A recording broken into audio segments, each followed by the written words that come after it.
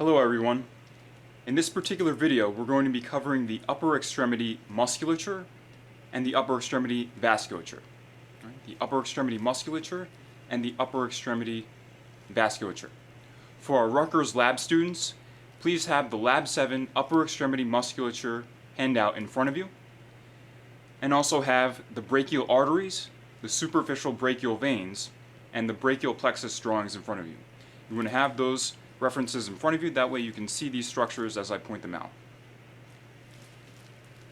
As I mentioned, we're going to be going over the musculature here for the upper limb.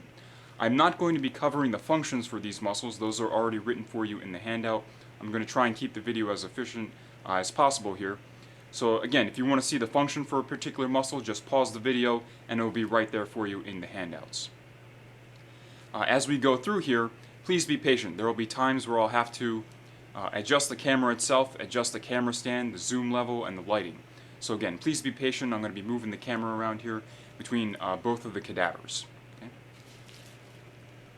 So let's start with some of the musculature that is present here on the back that pertains to the upper limb itself. So let me provide some orientation. Right now we're looking at the female cadaver. All right, we're looking at the female cadaver.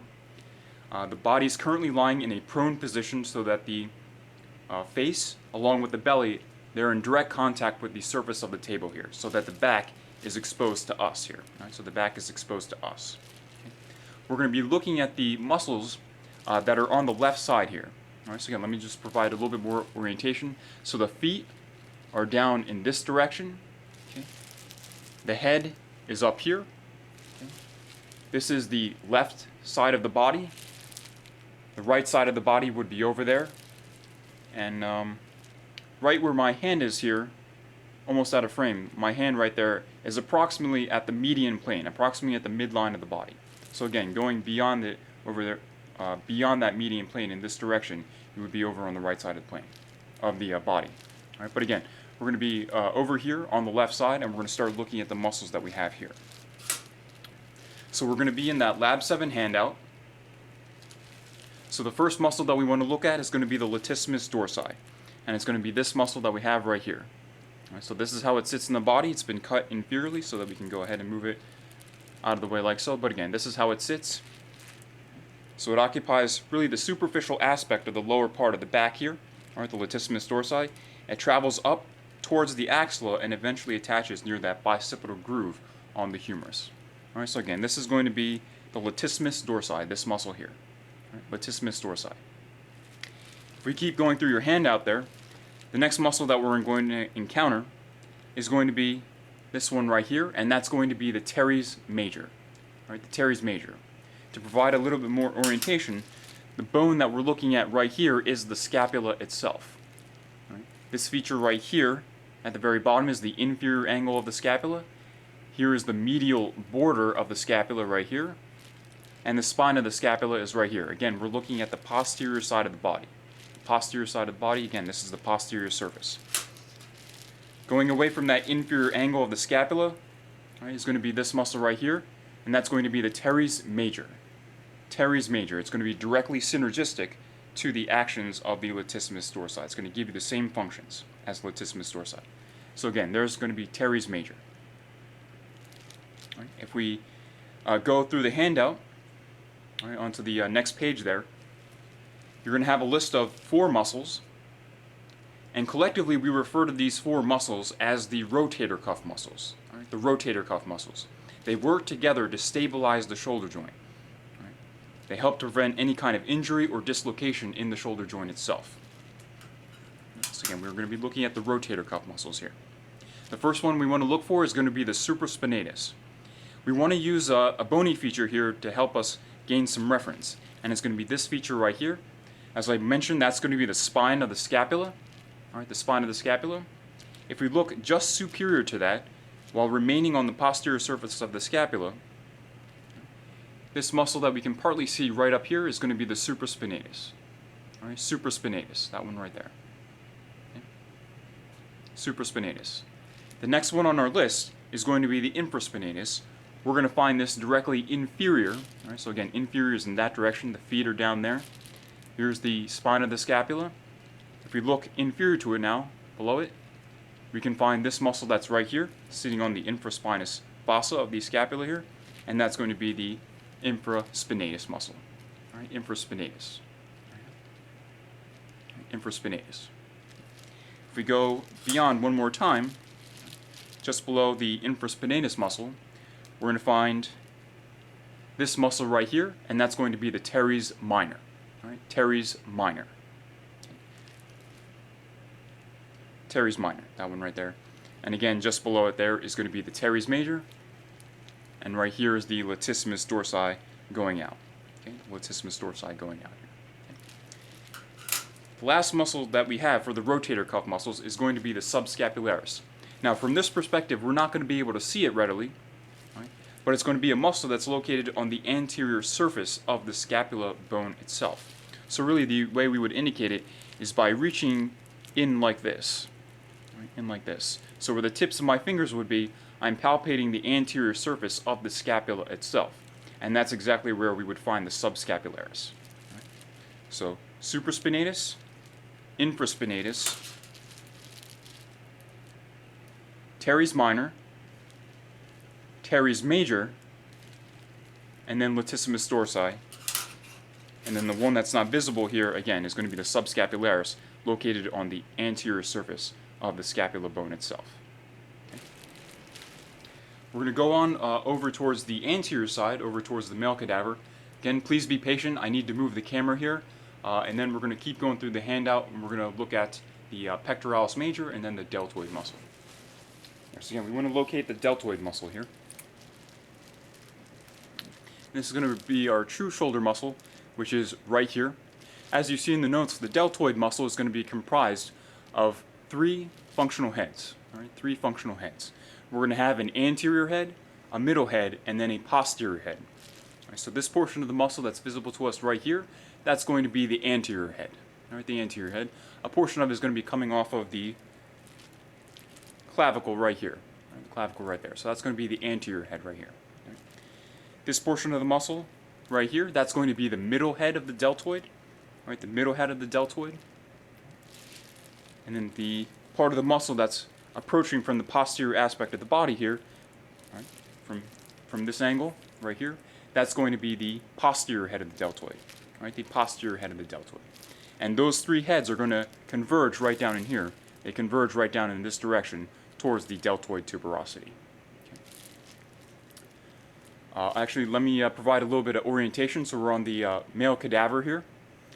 The body's currently lying in a supine position, so the body's lying on its back. The feet are down there. The head is up here, more specifically it's right there. Okay. So again, we're looking at the shoulder joint. The elbow is down in this direction. We're looking at the right upper extremity here. We've abducted the arm off of the table, so that's kind of hanging off of the table here. Okay.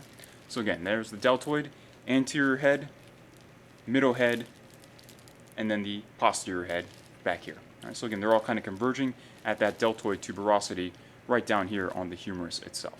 Okay. The next muscle that we're going to have is going to be the pectoralis major. The pectoralis major. And it's going to be this muscle that we have right here. All right, the pectoralis major. So laterally, this muscle originates directly off of the bicipital groove, which is a feature on the top of the humerus. So you can trace down the edge of the muscle right here, and you want to be able to palpate all the way down here.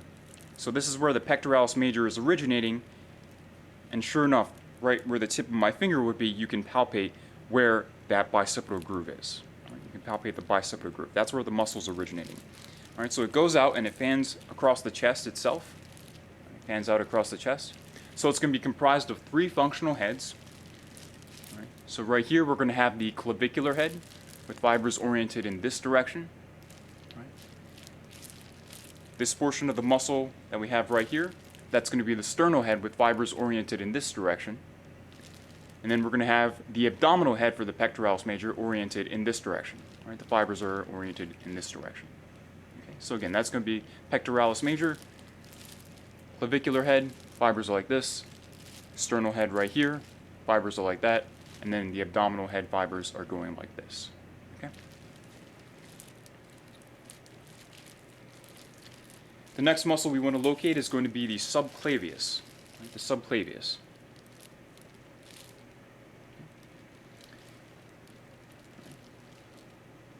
And it's going to be this small muscle that we have right here. It normally would have been sitting underneath of the clavicle, right, but it has been cut medially here so that we can go ahead and move it out of the way. And you can see a portion of the clavicle right there. And again, we've cut it going medially here. Okay, so that would be the subclavius right there. It would sit just underneath of the clavicle bone itself. Right, so subclavius.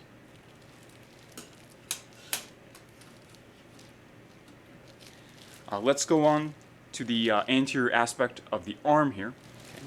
Alright, so we're going to go on with the anterior arm muscles here. So the first muscle that we have is going to be the biceps brachii. The biceps brachii. And it's going to be this muscle that we have right here. This muscle right here. Again, we're looking at the right upper limb here. The shoulder is right here. The elbow is right here. And again, we've abducted the arm off of the table here. And again, the body's lying in a supine position. All right, so here's the biceps brachii muscle right here. It's comprised of two anatomical heads, the long head and the short head. The long head is going to be sitting laterally. The short head sits medially. This part of the muscle right here is going to be the long head of the biceps brachii. This part of the muscle right here is going to be the short head. So I'll hold those both up for you. Again, the long head is sitting laterally here. The short head sits medially. And again, there's the biceps after those two parts kind of merge together here. And then you can see the tendon for the biceps going down right here where it eventually attaches to the radius. You should note that the tendon for the long head of the biceps brachii sits in that bicipital groove. So what you can do is you can take the tendon right here and just kind of move it out of the way a little bit. So right where the tip of my finger is right here, I'm just going to use a probe here. So right where the tip of the probe is right in here, I'm moving the tip of the probe through that bicipital groove on the humerus. So that is an osteology feature that you should definitely be aware of. Right, that bicipital groove right there. And the tendon for it sits in there. Right, and it's held in place by a ligament called the transverse humeral ligament. Okay. So again, the long head of the biceps brachii and the short head of the biceps brachii. Okay. This muscle right here, biceps brachii. Okay. The next one on the list there is going to be the coracobrachialis. To find that muscle, we're just going to take the short head here and we're just going to move it out of the way. And that's going to reveal coracobrachialis right there. All right, coracobrachialis right here, coming off of that coracoid process on the scapula itself. All right, so again, just take the short head of the biceps, move it out of the way, and then almost continuous with the short head, you're going to have this muscle here, that's the coracobrachialis. You can also see it here as well. All right, there's the coracobrachialis. The next one on our list is going to be the brachialis muscle. Brachialis. We're going to find the brachialis primarily down here in the lower half of the arm itself. The lower half of the arm. So really what you need to do is take the biceps brachii, move that out of the way here, and then you're going to reveal this muscle right here. This muscle right here, and that's going to be the brachialis. Again, the workhorse of the arm because it's capable of flexing the forearm in any wrist position. Alright, so again, there's the brachialis occupying really the lower half of the arm here. Again, you just need to move the biceps out of the way. So we're going to go on towards the anterior forearm. So the next muscle that you should locate in your handout to be ready here is going to be the brachioradialis. Brachioradialis. So as I mentioned, we want to start with the muscle called the brachioradialis. And actually, before we get to that, let me just point out one other structure that related back up to the biceps brachii muscle. Biceps brachii muscle.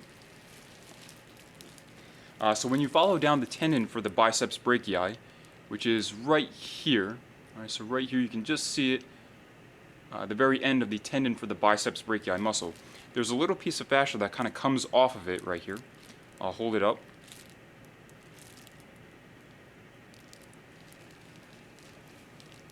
And this is going to be called the bicipital aponeurosis. Right, this little flap right here. The bicipital aponeurosis. It's a little extension that comes off of the tendon for the biceps brachii muscle, the bicipital aponeurosis. All right, this would go down and eventually merge with the fascia that covers over all of the forearm muscles that we have here. All right, so again, you want to add that in to the biceps brachii muscle. So again, this structure is called the bicipital aponeurosis. Right? Bicipital aponeurosis. Let me also point out one surface anatomy structure here, and it's going to be something called the cubital fossa.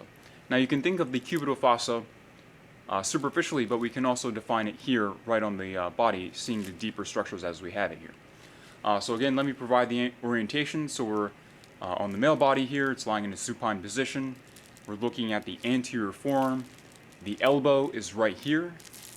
The wrist is right here. All right, there's the wrist right there. All right, and there's the elbow. Again, we're looking at the anterior forearm here on the right upper extremity, on the right upper limb. Okay. So the cubital fossa is going to be this triangular region right here. All right, so you want to use kind of an imaginary line that connects the medial epicondyle, which is this bony feature right here on the humerus, and then the lateral epicondyle. So you can use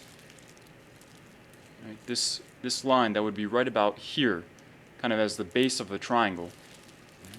Right over here would be the other edge of the triangle, and then over here would be another edge. So right here, this triangular region is going to be called the cubital fossa.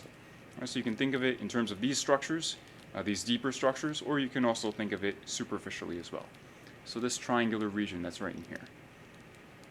Again, the cubital fossa. Well, let's continue with the anterior forearm muscles that we have here. First one you want to locate is going to be the brachioradialis. This is going to be a landmark muscle. You definitely want to be able to find this muscle. So when you look at the forearm, you definitely want to be able to instantly recognize and know that you are in fact looking at the brachioradialis. Because once you can find that muscle, you can trace out all the other forearm muscles, both in the anterior compartment here and also in the posterior compartment back here. And the brachioradialis is going to be this muscle that we have right here. Right, the brachioradialis, this one right here. The brachioradialis, this muscle right here. Okay. It's the exceptional muscle here in the anterior forearm, appearance-wise, because it is actually technically part of the posterior compartment. So it looks like it is part of the anterior forearm, but really, technically speaking, it is part of the posterior forearm compartment. And of the ones that are visible here in the anterior side, it is the only one that looks like it's appearing near the lateral epicondyle of the humerus. To be more correct, the brachioradialis originates right here, kind of off of the lateral supraepicondylar ridge, just above where the lateral epicondyle is. But we can see the brachioradialis going down right here. Okay, so that's going to be the brachioradialis. Okay. All right, so let's keep going through your handout there, knowing that we've established the position for the brachioradialis. Next one on the list there is going to be the pronator teres. And it is going to be this muscle that we have right here. Right, this muscle right here. Right, that's going to be the pronator teres. That one right there. The next one on the list is going to be the flexor carpi radialis. So if we break that name down, flexor because we're in the anterior forearm compartment, that's where the flexors are. Carpi because it's a muscle that has a tendon going out towards the wrist. You should remember that the anatomical name for the wrist region is going to be carpus. Hence the name. And then radialis because this muscle has the tendon going over towards the thumb side of the forearm. All right, so let me establish that once again, the orientation. So over here, the bone that's sitting on this side is going to be the radius. This is the thumb side of the forearm. The bone that's sitting over here is the ulna, right, and that's going to be on the pinky side of the forearm. Okay? So this muscle that we have right here, right, that's going to be the flexor carpi radialis. Right? Flexor carpi radialis. Just next to it, we're going to find the next one on the list. Right? It's going to be this long, thin muscle that we have right here, and that's going to be the palmaris longus.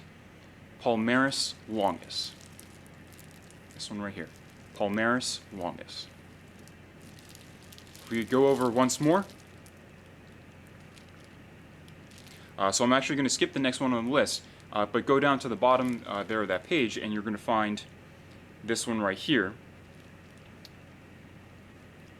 the muscle listed just after, and it's going to be the flexor carpi ulnaris. It's going to be this flap that we have right over here. All right, so flexor carpi ulnaris. So the flexor carpi ulnaris is going down along the pinky side of the wrist here. All right. Flexor carpi ulnaris. So if you go back up to that one that I just skipped there, it's going to be called the flexor digitorum superficialis. So to get to that muscle, you want to take the palmaris longus and the flexor carpi radialis here. You want to hold those out of the way, and then you're going to be able to find the flexor digitorum superficialis, this one right here. Flexor digitorum superficialis. We'll keep going through the handout there. If we take the superficialis and then move that one out of the way, we're going to find this muscle right here, and that's going to be the flexor digitorum profundus. Flexor digitorum profundus. And again, the one located just above it was the flexor digitorum superficialis. Okay, so flexor digitorum superficialis, move that out of the way. You'll then find the flexor digitorum profundus. If we look just lateral here at the same level of depth of the flexor digitorum profundus, we're going to find this muscle right here, and that's going to be the flexor pollicis longus. All right, the flexor pollicis longus. And then if we spread everything apart here, we're going to find this muscle right here, right, this muscle right here, and that is going to be the pronator quadratus. All right, the pronator quadratus. So again, brachioradialis, pronator teres,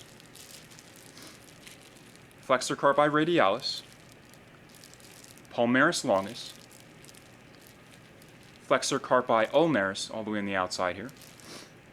We'll move the flexor carpi radialis and palmaris longus out of the way here. And really the only muscle sitting in the intermediate layer, as I said before, is going to be this one right here, the flexor digitorum superficialis. Flexor digitorum superficialis, we'll move that out of the way here. Directly underneath, we've got the flexor digitorum profundus. Flexor digitorum profundus. Just lateral to that, we had this muscle right here, which is the flexor pollicis longus. And then the deepest one that we have here in the anterior forearm is this muscle right here, and that's going to be the pronator quadratus. Pronator quadratus.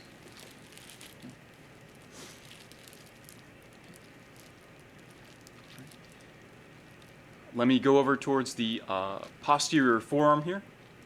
So essentially what I'm doing is, this is how the forearm would be sitting in anatomical position. Again, the elbow is right here.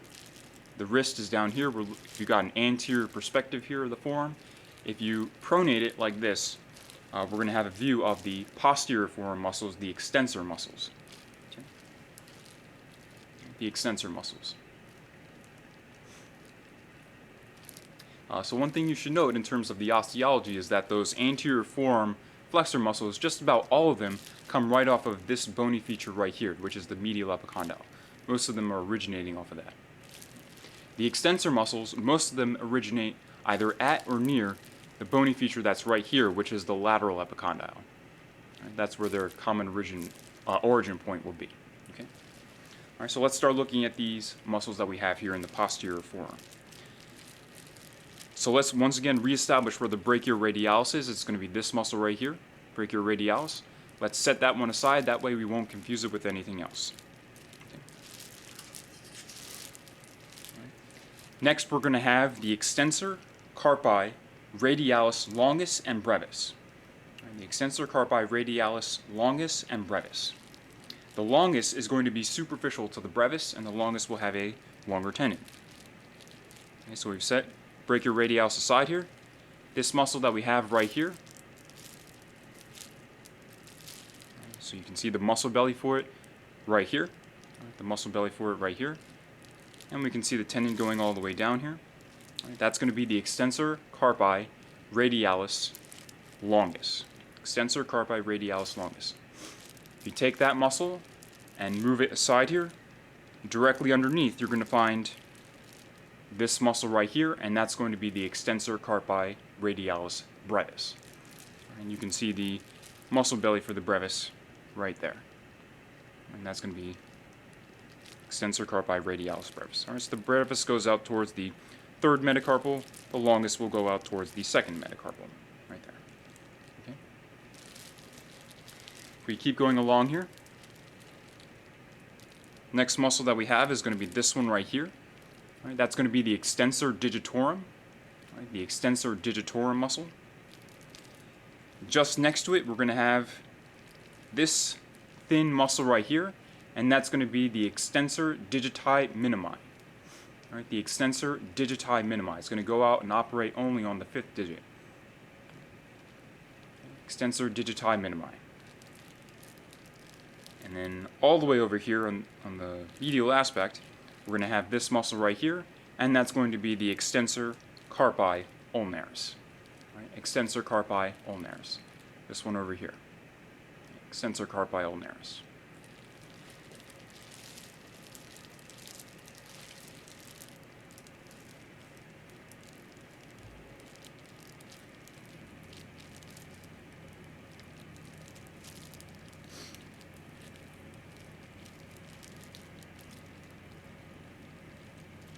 If we keep going through the posterior forearm muscles here, we've got a series of 4 muscles that sit next to each other here. Let's consider them together because of their proximity to one another. So make sure you know these well, because you don't want to confuse them, because they do look very much alike. Okay. So let me just show the 4 first, and then we'll identify them. So we've got this muscle right here, that's number 1. This thin muscle right here is going to be number 2. This one right here is going to be number 3. And this one right here is going to be number 4. Okay, so 1, 2, 3, and 4. Okay. All right, so let's go ahead and start identifying these muscles. Okay. So the radius is right here, so we're really on the thumb side of the wrist here. Again, remember that we've pronated the forearm here. So all the way on the outside here is going to be the abductor pollicis longus.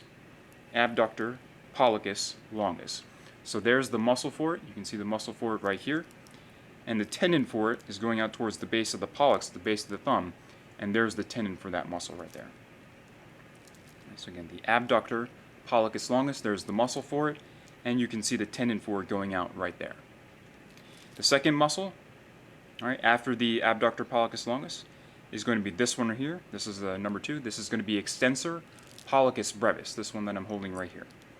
Extensor pollicis brevis. All right, its tendon is going to go out. And you can see it right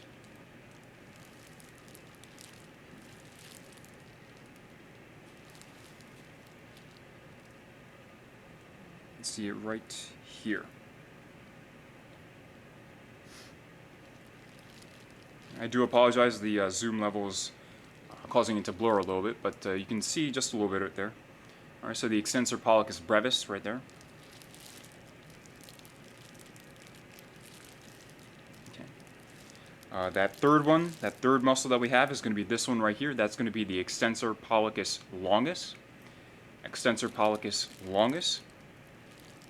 The tendon for it is going to be this structure that we see right here, right? Extensor pollicis longus, and you can see that tendon going out right there, and it's going all the way out towards the distal phalanx right there. There's the tendon for the extensor pollicis longus. All right, and those 3 muscles, by the way, those 3 pollicis muscles, abductor pollicis longus,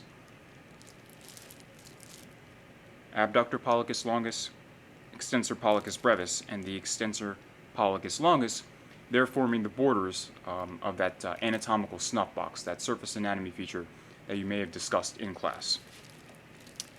And the 4th muscle that we have here is going to be this one right here, that one right there.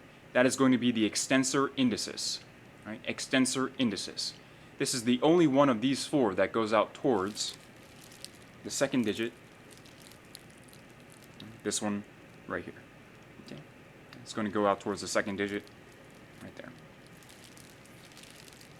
Okay. So again, it's going to be this muscle right here, extensor indicis, extensor indicis, extensor pollicis longus, extensor pollicis brevis, abductor pollicis longus. So you want to be aware of those 4 muscles right there.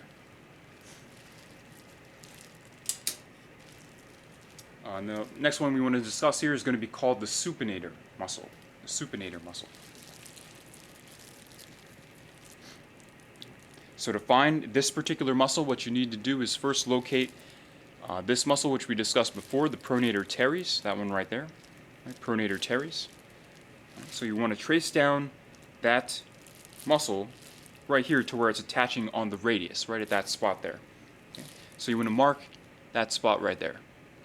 Now what we need to do is pronate the forearm, and then we're going to look proximally, and then the supinator is going to be revealed.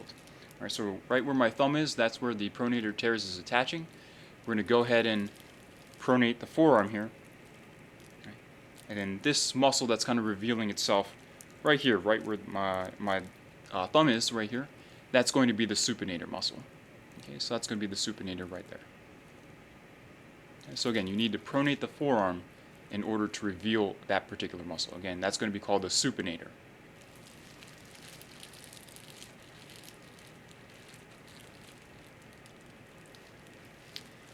Let's go on to the hand and some other related structures that are visible for us here. So give me just a moment, let me adjust the camera here.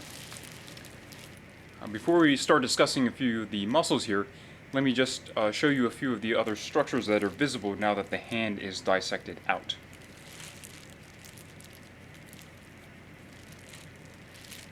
First thing we should go over is going to be this structure that we have right here. This structure right here normally sits in the body like that.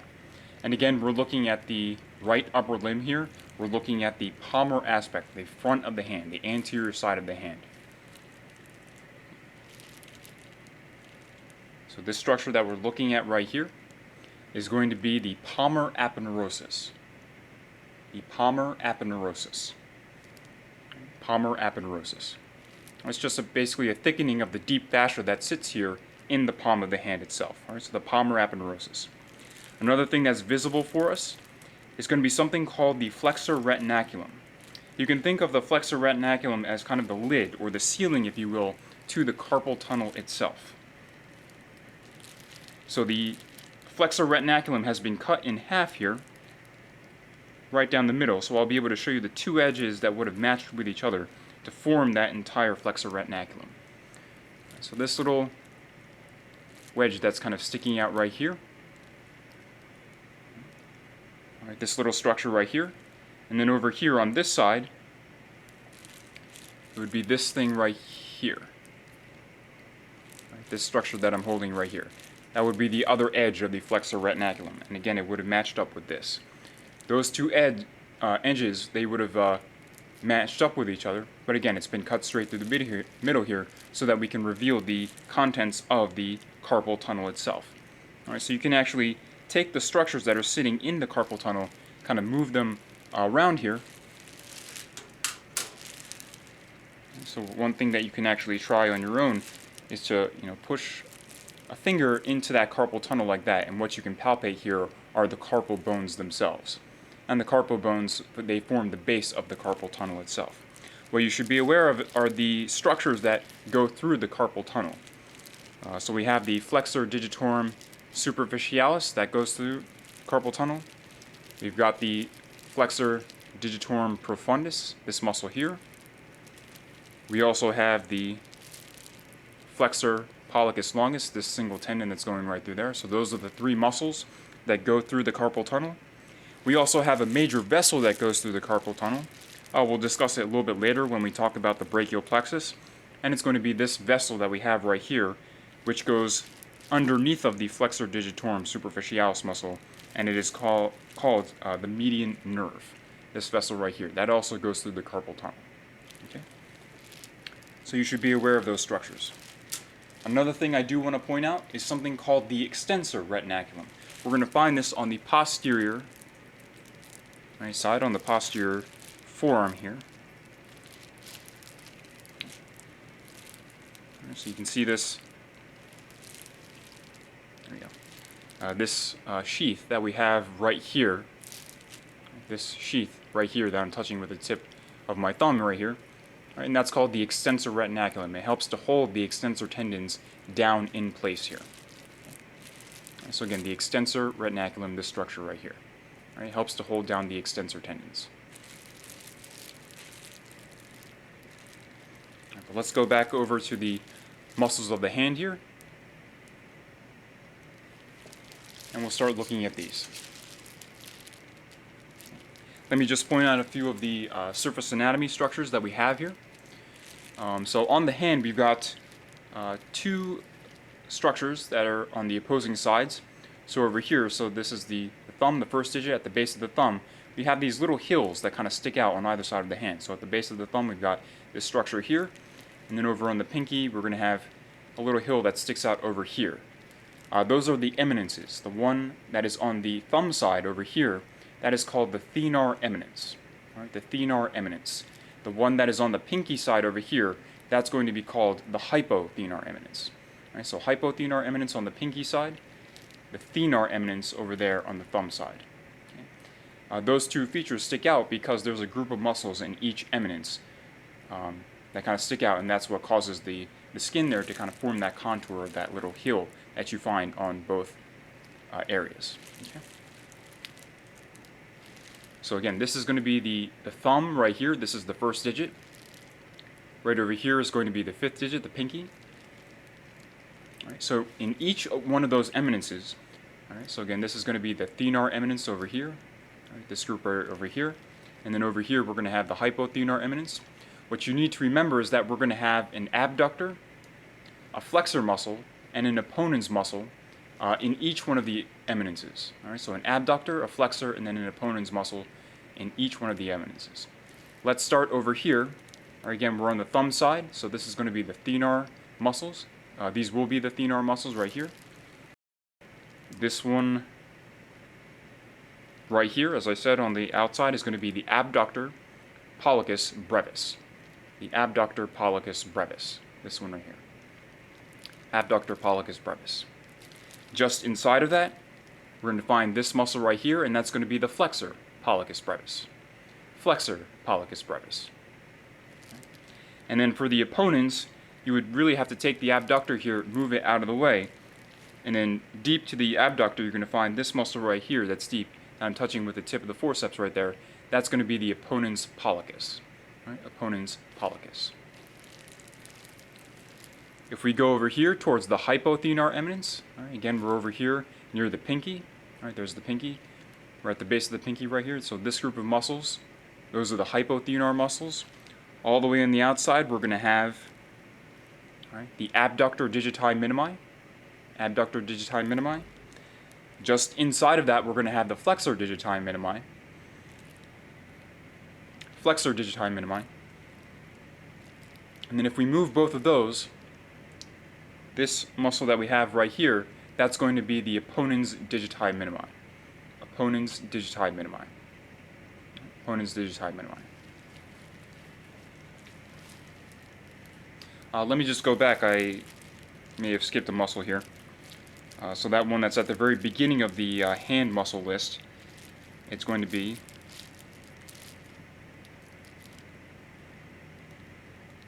this thin little muscle that we have right here. That's going to be the palmaris brevis.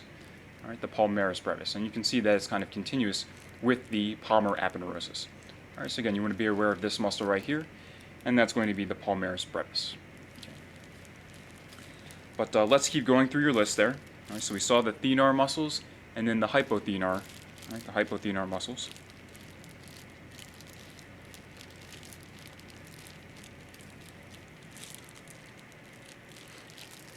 All right, the next muscle that we want to locate is going to be called the adductor pollicis. Adductor pollicis. All right, so you want to find it in this space here between the thumb and the index finger, the first and second digits. Make sure you approach it though from the anterior side. And it is going to be this muscle that we have right here, right, that I'm grasping with the forceps. That's going to be adductor pollicis. Okay? Adductor pollicis. Next, we want to locate the lumbricals. These are going to be thin strings of muscle located in between the digitorum tendons, the flexor digitorum tendons, which are going out here towards digits 2 through 5. In between those tendons, we're going to have these thin strings of muscle. Alright, so that one right there, there's an example of it. This thin string that we have right here, that's another example. This one right here. And then also this string right here. But the best example that we have is that string right, this string right here. Alright, so those are going to be the lumbricals. The lumbricals. And then we're going to have the palmar and dorsal interosseous muscles. From this perspective, we are not going to be able to see the palmar interosseous. We would literally have to cut away the flexor digitorum tendons here in order to reveal those. So we're not going to be able to identify any of them. But we will be able to see the dorsal interosseous, at least one example of it. And these interosseous muscles are going to be located in the spaces between the metacarpal bones. Right, these spaces between the metacarpal bones. So as I mentioned, we're going to be able to see one example of a dorsal interosseous muscle. So let's go ahead and kind of pronate the forearm here. So to find the first dorsal interosseous muscle, you want to go to, again, to that space between the thumb and the index finger here, but you want to approach it from the posterior side, and it's going to be this muscle that we have right here. All right, so that's going to be the first dorsal interosseous muscle. First dorsal interosseous muscle. First dorsal interosseous.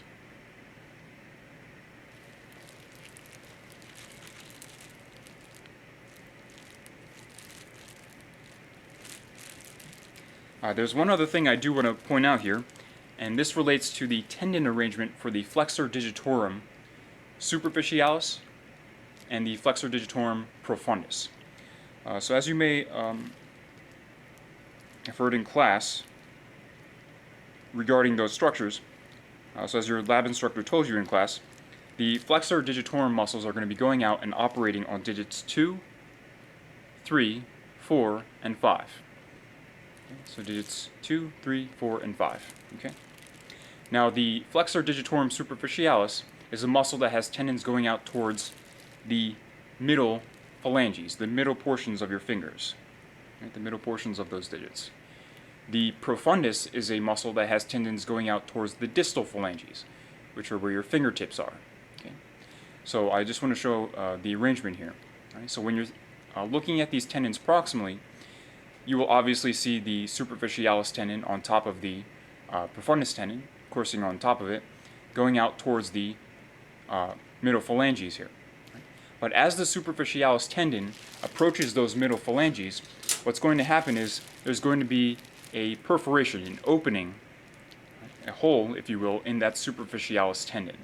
Right, there's going to be an opening in that superficialis tendon as it approaches those middle phalanges there. Right, as it approaches the middle phalanges. Right, so again, it's going to be an perforation, an opening, kind of like this. And then there's going to be a structure going through that opening, and that's going to be the profundus tendon. So we have one example that's opened up here for us. Right, so again, looking proximally, here's the superficialis tendon.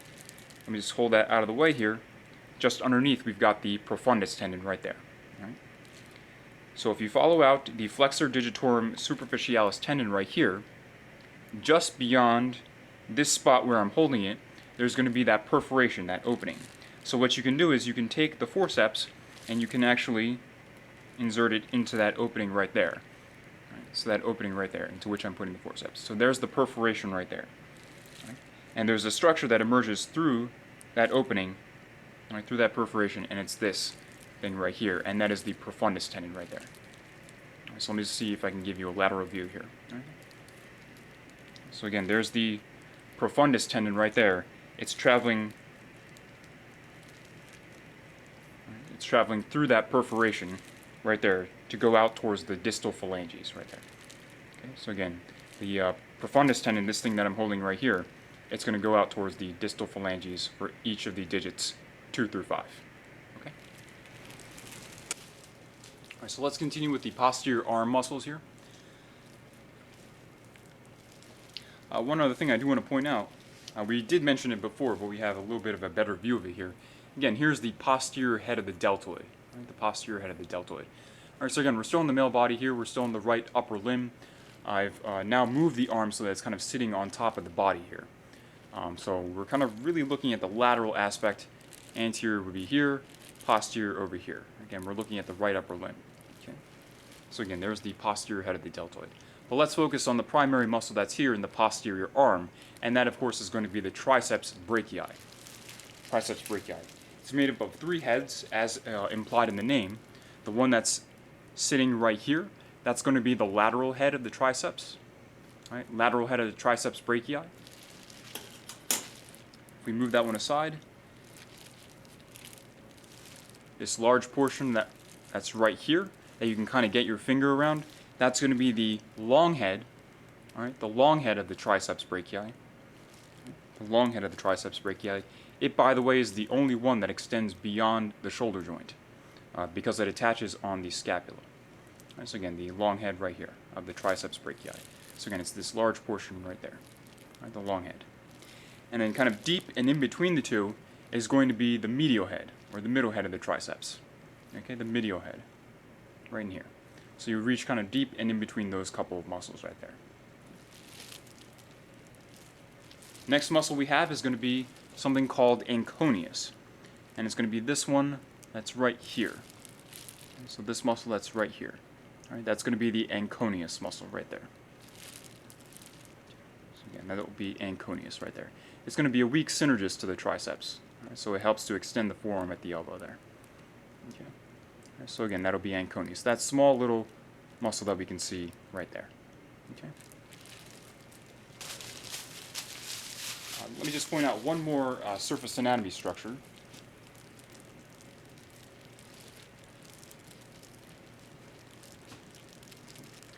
So this is essentially the armpit region right here. So the shoulder is kind of right where my left hand is, right over here. All right, so looking in here, so this is essentially the armpit region. Again, the anatomical name for the armpit region is going to be the axilla. All right, so everything that we have right here is going to be the axillary fossa, or you can just call it axilla for short. Okay, so the axilla right there. Let's start going through some of the vasculature. So let me just readjust the camera here. So let me reestablish the orientation. So the feet are down in this direction. All right, the head is up here, so more specifically it's right there. So right here is the shoulder joint. Okay. So the median plane is just out of frame. Okay. Right, it's out of frame here. But it would be a few inches over in this direction. So again, we're still on the right upper limb here. So the median plane, if I use my left hand here as a representation, it would be right about here, but a few inches over in that direction. So that's where the median plane would be. Okay. So again, the feet are down there, head is right there, we're at the shoulder region, and essentially we're going to be starting approximately in this direction, and we're going to be working our way out in this direction. So we're working our way distally here. Okay.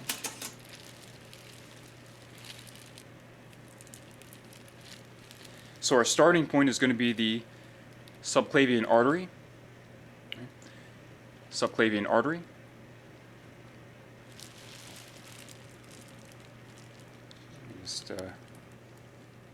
Alright, so this is going to be the subclavian artery right here. Okay. We can follow this vessel out. Once it goes beyond the first rib, we're going to start calling it the axillary artery. Right, the axillary artery. Once it goes beyond the first rib, we're going to start calling it the axillary artery. So it's still the same vessel, we just give it a name change. Right, so essentially right at about this spot here, that's where we're going to start calling it the axillary artery. So tip of the forceps is just out of range there, but you can still see a little bit of it. Okay, so again, that's going to be the axillary artery starting right about here, and this is where we're going to encounter some of the first couple of branches here. Okay. So if we continue out along this vessel here, we have a number of branches. The first of which is going to be this one right here. That's going to be the superior thoracic artery. Again, the feet are down in this direction, so this vessel is kind of going inferiorly. It's going out towards the first and second intercostal spaces and supplying some of the muscles that we have there. All right, so that's going to be the superior thoracic artery, that one right there. Right. So we're going to continue to work our way out distally, all right, and again in this direction. All right, we're going out distally here. So we're still on the axillary artery, which again is this vessel that we have right here. The next thing that we want to look for is going to be a vessel called the thoracoacromial trunk. Thoracoacromial trunk. And it's going to be this vessel that we have right here. The easy clue that you want to associate with this particular vessel, the thoracoacromial trunk, is that the vessel is going to be going right out towards the underside of the pectoral muscles. All right, there are branches off of this particular vessel that are supplying the pectoral muscles. There's also an acromial branch as well as a clavicular branch. All right, but again, you can see this vessel right here pointing straight out and supplying these muscles right here. And again, these are the pectoralis minor and pectoralis major.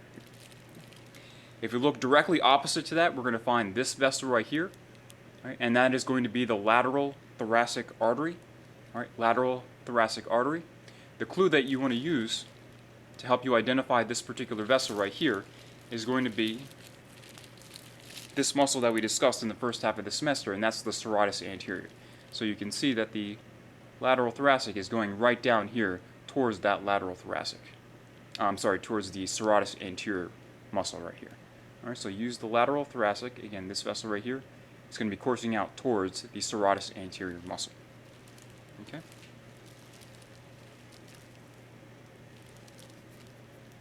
So we'll continue out here along the axillary artery. So there it is once again, there's the axillary artery. So let me just kind of hold that up once more. So there's axillary artery.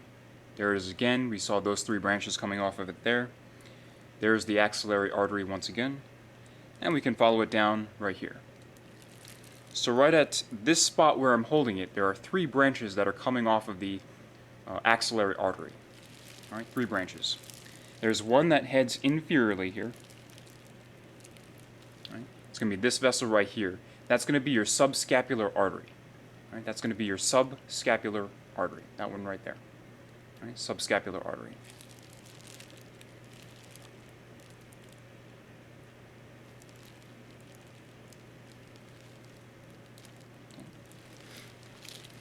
And you can actually follow down the subscapular artery here. So let me just hold some of these structures out of the way here. So let me just show it to you once more. All right, so there again is the subscapular artery. You can follow it inferiorly here. You can follow it inferiorly.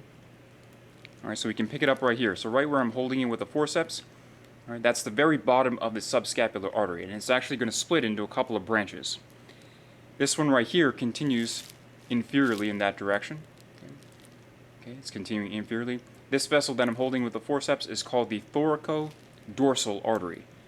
Thoracodorsal artery, and it's going to supply the latissimus dorsi muscle. This branch right here, right, this branch right here, which is going out laterally, right, going out laterally.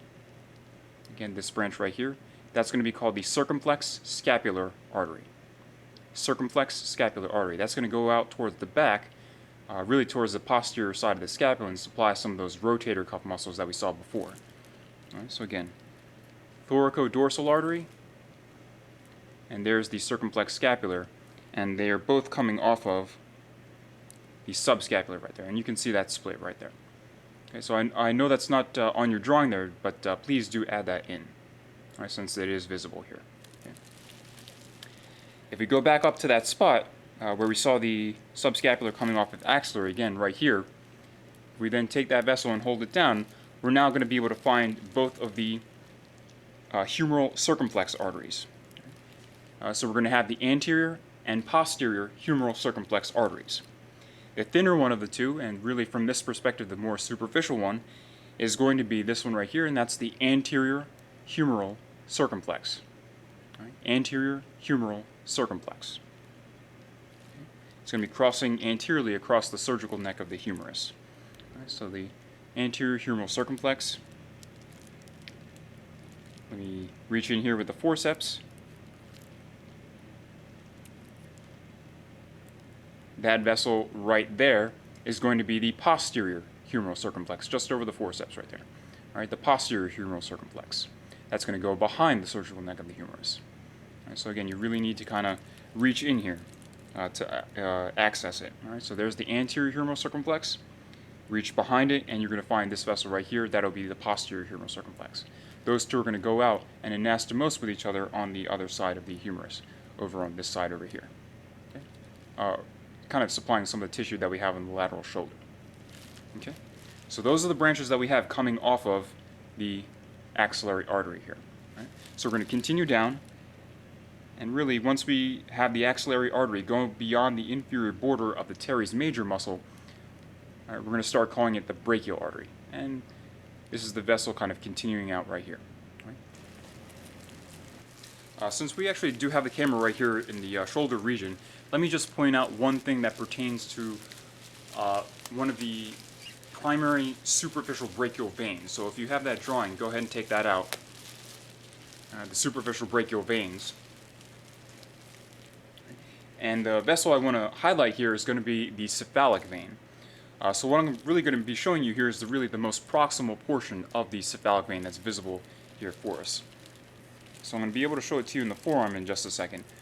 But really the key to making sure that you're looking at the cephalic vein is that you want to locate it here. All right, so what I'm holding, this vessel right here, is the cephalic vein. And when we trace it up, so it's going to be coming up from the arm here, and eventually from the forearm as well. It's going to be coming up here. We're going to be able to trace it right here in this space, which is called the deltopectoral groove. So this space between the deltoid muscle and the pectoralis major muscle. All right, so in this space right here, that's where the cephalic vein is going to travel. All right, so that's one little landmark, one hint that you can use to double check yourself to make sure that you're looking at the cephalic vein. So it's this vessel right here. Right, and there's the cephalic right there. And you can see the cephalic draining directly into the subclavian right there. All right, so what I'm holding is the subclavian. Let me just kind of hold that down, and you can see the cephalic going right into that subclavian. But let me go ahead and adjust the camera here. So we're going to be back on the arteries. So we're looking into the arm here. So the shoulder is up here. The elbow is down in this region, or down in that direction. Shoulder is right here. Let me just hold up that brachial artery. As I mentioned, again, we've gone through a name change here. So there is the axillary artery up there. We've now entered it into the region of the arm, so we're going to give it a name change. So we're going to start calling it the brachial artery. The brachial artery. There's a vessel that's going to come off of the brachial artery. It's going to be this vessel that we're seeing right here. That's going to be called the deep brachial artery. This one just over the forceps here. That's going to be the deep brachial artery. You can also call it the profunda brachii if you want to. This vessel continues out and travels posteriorly behind the humerus. Goes behind the humerus. So in that part of the video where I showed you the triceps, in that space that you can reach into between the lateral and the long heads, there are two vessels that you're going to be able to see there. You're going to be able to see the deep brachial vessels right here, the continuation of this vessel. And later on, when we cover the brachial plexus, you're going to be able to see the radial nerve. Right? You're going to be able to see the radial nerve, okay? In that space as well.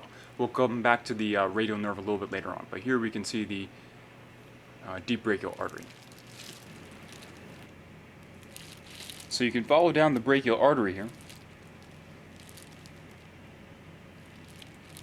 as this vessel that you're seeing right here.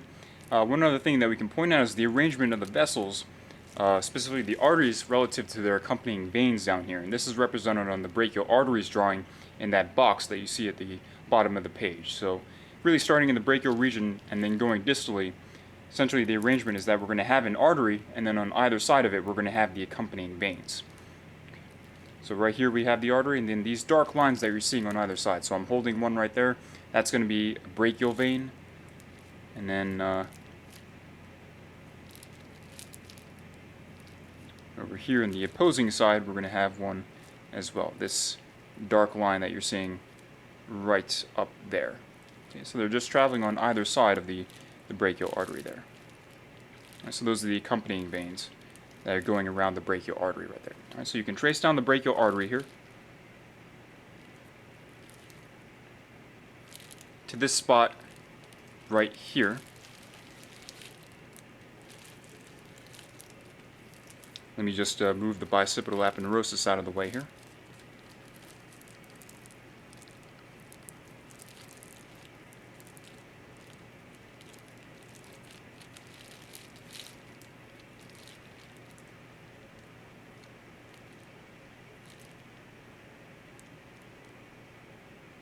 So again, there's the brachial artery. So we traced it down, going through the arm here.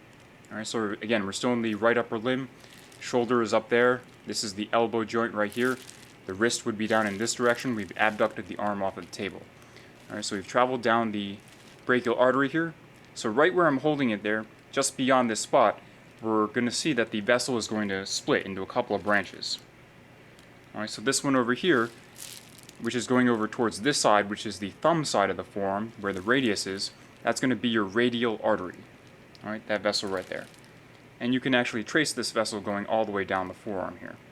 All right, so that's the radial artery.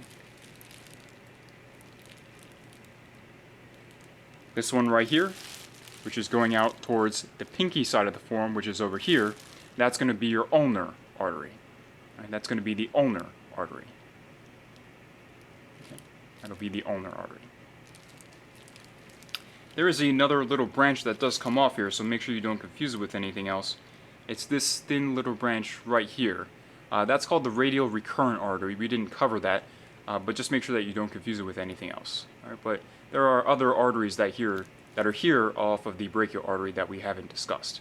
All right, but again, for right now, just stick with the radial artery, this one right here, and then as I just mentioned, this vessel right here, which is the ulnar artery.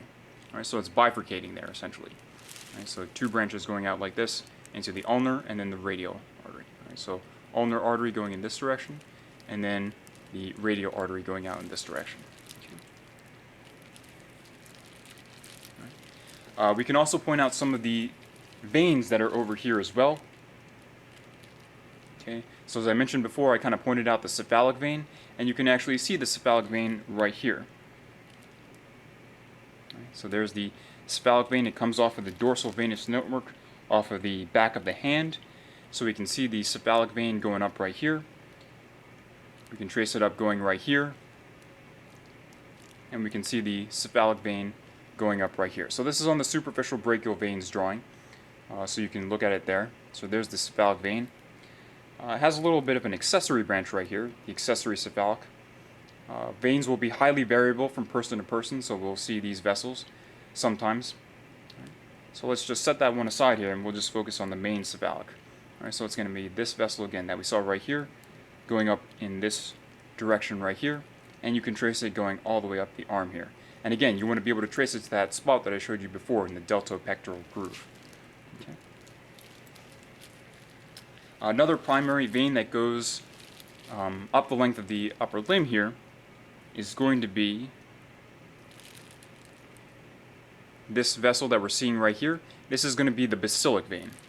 So it may have gotten cut during the dissection, that's why we're not seeing it down here in the forearm, but it would travel up the medial aspect of the forearm here. Right? It would travel up the medial aspect of the forearm, so we can see a small little remnant of it here. Again, the rest may have just gotten cut during the dissection. But we can see the basilic vein right here. Right? The basilic vein right there. Okay, so you want to be able to trace that up, leading you towards the axillary vein, right, which is visible later on. Okay. And connecting those two, we've actually got this vessel right here, just over the probe, the forceps, and this is going to be the median cubital vein. Right? This is going to be the median cubital vein, a very common site for blood draws. Right? The median cubital vein. And again, that vessel is going to be just a link from the cephalic vein over here, and it's going to be connecting the basilic vein over here. Right, so again, this is going to be the median cubital vein right here. There's another vessel on your drawing there for the superficial brachial veins. It's called the median antebrachial.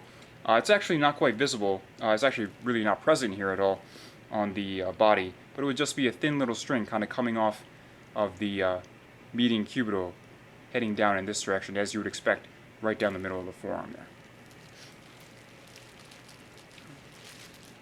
And then one other arterial vessel I do want to point out here So we're in the palmar aspect of the hand here. And it's going to be something called, so you want to be able to follow out the radial and ulnar arteries in class.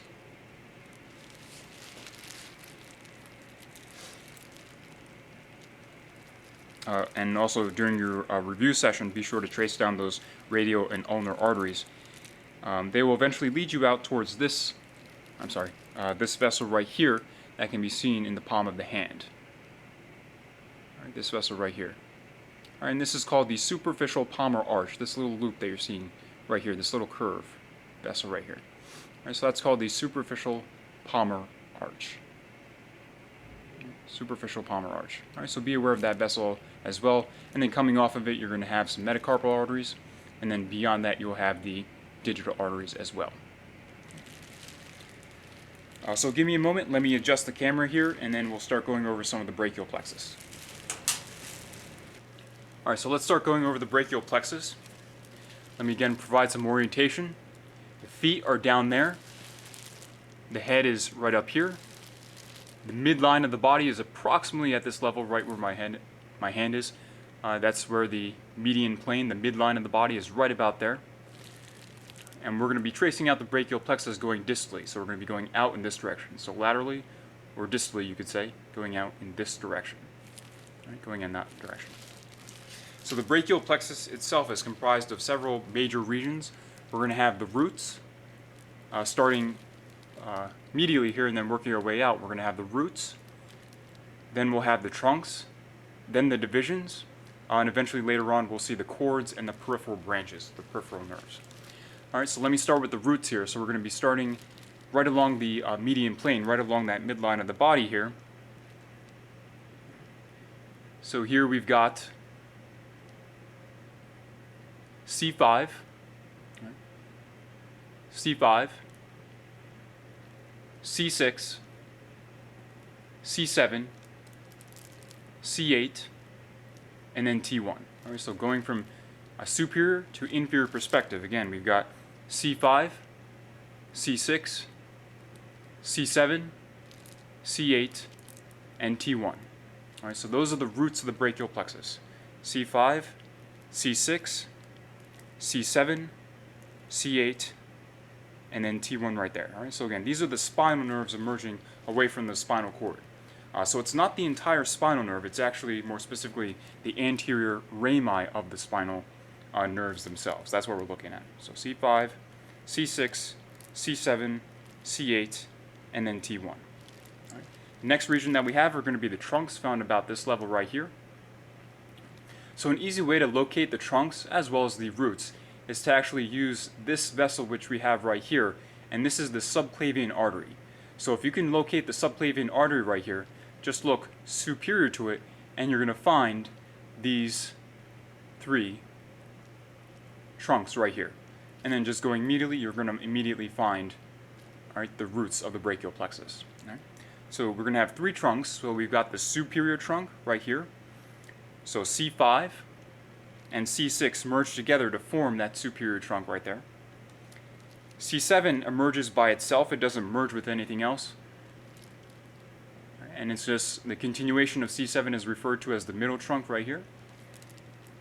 C8 and T1 are going to merge together to form this vessel right here, which is the inferior trunk. Okay, so these three things, superior, middle, and then inferior trunk, are equivalent structures. All right, and again, those five roots, they were equivalent structures. Okay? The next region that we're going to have the divisions. All right, the divisions. Each one of those trunks will divide into a superficial and a deep branch. The superficial one is going to be the anterior division.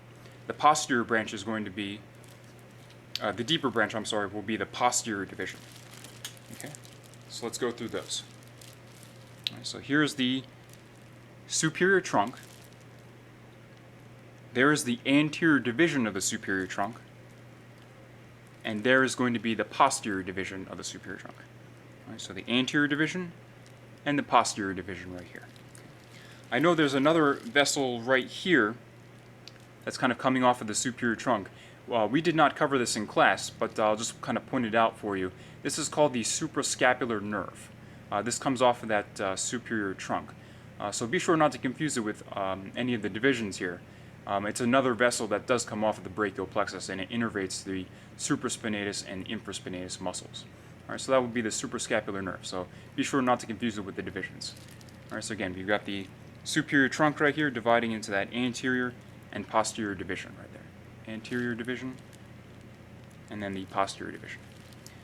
Right here we have the middle trunk, as we just saw, and it's dividing right here into the anterior division, and there is the posterior division. All right, so the anterior division, and then the posterior division is this one right here.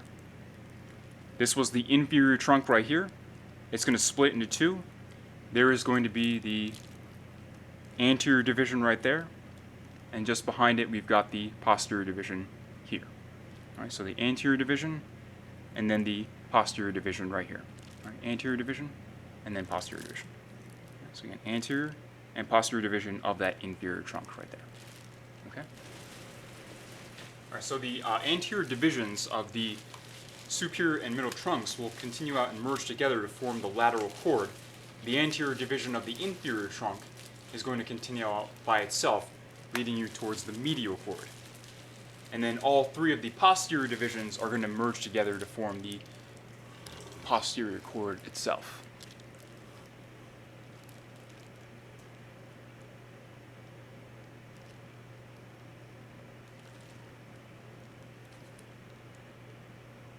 Okay, so we're just beyond the divisions here. So right here we've got the lateral cord, all right, the lateral cord of the brachial plexus right here. All right, the lateral cord. There is the artery, all right, the axillary artery. If we just move that one aside here, just next to it there, we're going to find the medial cord right here. All right, the medial cord. Okay, so again, the lateral cord is right here. There is the axillary artery. We just kind of move the artery out of the way here. Just beside it there, we're going to find the medial cord right here. All right, the medial cord. All right, so you can just say that the medial cord is kind of below that axillary artery right there, and the lateral cord is going to be above the axillary artery right here. Now that since we have abducted the arm off of the table here. Okay. There are a couple other vessels that are visible to us here. We did not cover these formally in class as part of the brachial plexus, but since they are visible, let me just point them out as well. Coming off of the lateral cord, we have these vessels right here, this particular vessel I should say, and this is going to be called the lateral pectoral nerve. All right, the lateral pectoral nerve. And this is going to go out and innervate those pectoral muscles, the pectoralis minor as well as the major. Okay? So that'll be the lateral pectoral nerve right here.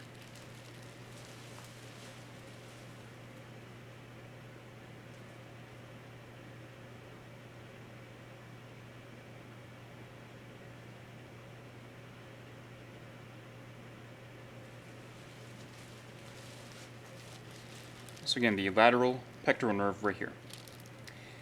Coming off of the medial cord, we've got this vessel that's visible to us right here. And that's going to be the medial pectoral cord. So coming off of that medial cord, this is going to be the medial pectoral nerve. Sorry. All right, so coming off of that medial cord, we've got the medial pectoral nerve also going out and innervating these pectoral muscles right over here. Okay. And then to locate the posterior cord, if we kind of spread everything out of the way here, right, spread everything out of the way. All right, this vessel that we're reaching into here. So if we kind of take the lateral cord, move it out of the way, kind of move all these other vessels here. If we reach deep here, we can actually grasp this vessel right here, and that is going to be the posterior cord right there. All right, the posterior cord. So it's kind of sitting behind everything else. Okay. All right, so we're going to continue to move down here along the brachial plexus. And now we're really in the region of the peripheral branches. All right. So coming off of the lateral cord, which is So here is the lateral cord. Coming off of it, we're going to have this vessel right here. All right, this is going to be the musculocutaneous nerve. Musculocutaneous nerve, that's going to be innervating the anterior arm muscles. It will continue out as the lateral cutaneous nerve of the forearm. Right here, we're going to have the median nerve. All right, the median nerve. All right, the median nerve right here. Again, there's the lateral cord over here. All right, so you've got the musculocutaneous nerve right here. We've got the median nerve. And again, the median nerve, by the way, is going to be innervating just about all of the anterior forearm muscles, and it is the only vessel that travels through the carpal tunnel. Anytime there's compression of that vessel, it's going to lead to carpal tunnel syndrome. All right, so again, the median nerve travels through the carpal tunnel. We saw it before. And then all the way over here, all right, I just kind of move those vessels aside here. This will be the ulnar nerve right over here. All right, that's going to be the ulnar nerve right here. Right, the ulnar nerve. Be sure not to confuse it with this other vessel that we have kind of traveling next to it right there. All right, that's going to be the median cutaneous nerve, antebrachial cutaneous nerve. All right, so the median antebrachial cutaneous nerve is this one right here. So be sure not to confuse that one with the ulnar nerve, right there. Okay? So again, this will be the ulnar nerve right there. And then to find the other two peripheral branches, if we kind of move everything out of the way here, right, this vessel that we're seeing right here is going to be the radial nerve. All right, the radial nerve.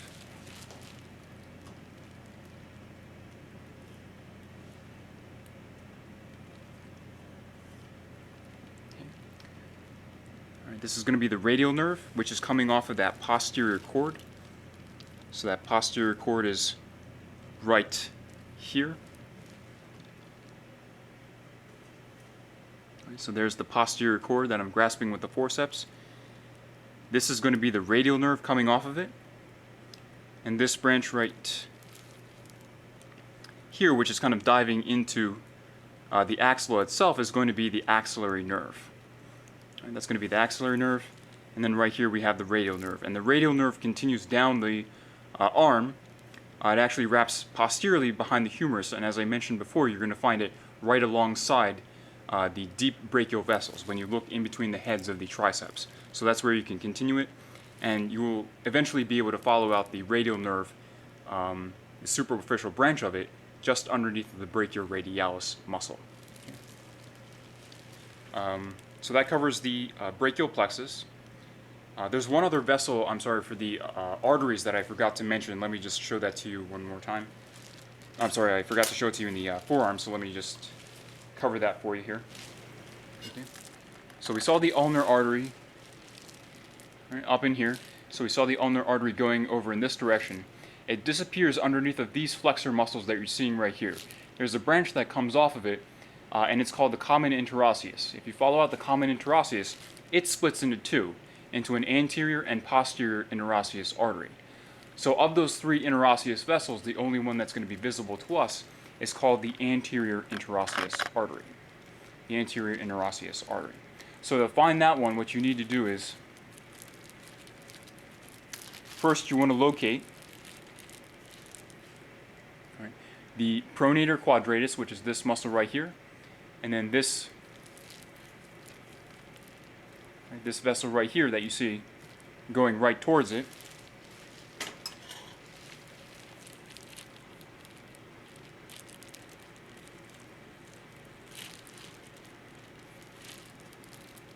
Okay. All right, so this vessel right here, just over the probe, it's just proximal to the pronator quadratus muscle. This vessel right here is called the anterior interosseous artery. So we're in the anterior aspect of the forearm here. All right, so it's kind of traveling in front of the interosseous membrane, which is a series of ligaments that goes between the radius and the ulna bone. All right, so again, please be sure to add that into your notes for the vasculature, specifically for the arteries of the upper limb itself.